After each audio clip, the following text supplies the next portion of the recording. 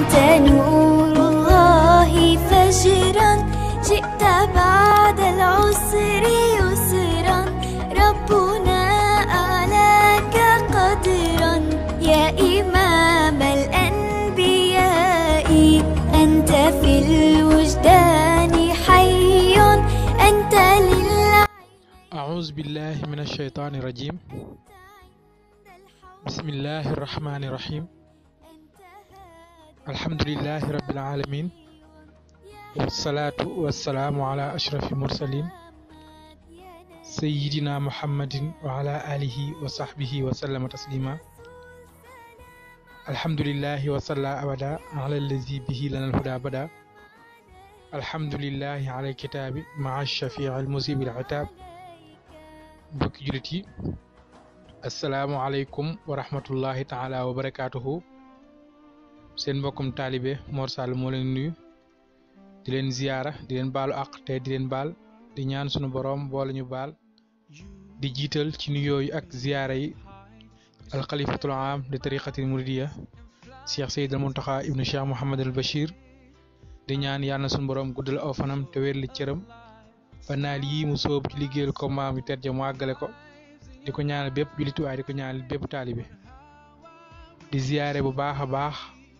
mboolem waa chaîne YouTube Kennel Ahmadou noonu lañuy jaaram di ziyaare waa TV Bar officiel ñoom it ak mboolem ñi nga xam ñu ngi topp yóbbal bi ci YouTube bi ak mboolem jullit ñëpp ak mboolem taalibe yëpp di wax ne tey ñu ngi dikkaat ak yéen ci yóbbal bi tey ñu toll ci ñaar fukkeel ak juróom-ñett bëccëg war a naafile ñaar fukkeel ak juróom-ñeent ci weeru koor Sëriñ Suhaybu bi wax ci Xuratul Ayni ni képp ku ci julli ci guddik ñaar fukkeel ak juróom-ñeent ci weeru koor comme la mu julli woon ci ñaar fukkeelu comme lim ba mu julli woon ci ñaar fukkeelu guddi ak juróom-ñett maanaam nga julli ci ñeent rakka ba ju nekk nga tari ci Faatiha benn yoon teg ci wa tiini juróomi yoon xul yaa ayyuhal kaafiruun nga tekki ko ci juróomi yoon tekki xul wallaahu ahad juróomi yoon nee na loolu képp ko def incha allah des na ko jéggal bàkkaaram yëpp yu njëkk ak yu mujj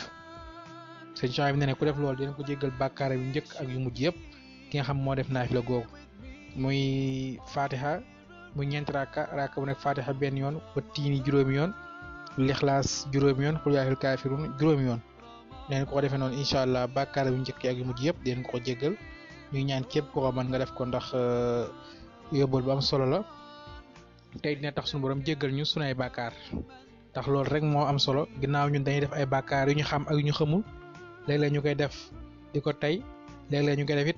te duñ ko tey waaye yooyu yëpp liñ ci mën a muccal mooy jéggalu suñu borom waaye di profité ci occasion yu mel nii yu ci mel nii naafile yi nga xam boo ko defee suñu borom jéggal la yooyu yëpp day bokk ci yi nga xam ne day tax sunu jaamu yàlla gën a mën a yemb waaye suñu digganteeg suñu borom tamit gën a mën a yemb